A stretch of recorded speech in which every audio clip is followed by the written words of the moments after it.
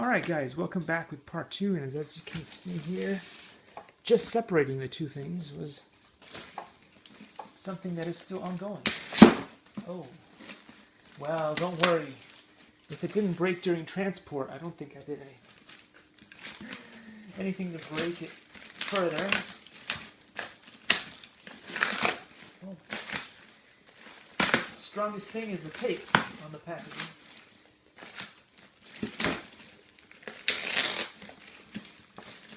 The actual boxes may come out, but the tape will be still strongly attached. There we go, there we go. So let's unpackage one of these things at a time. They do call them parcels, so let's do an unparceling. I'm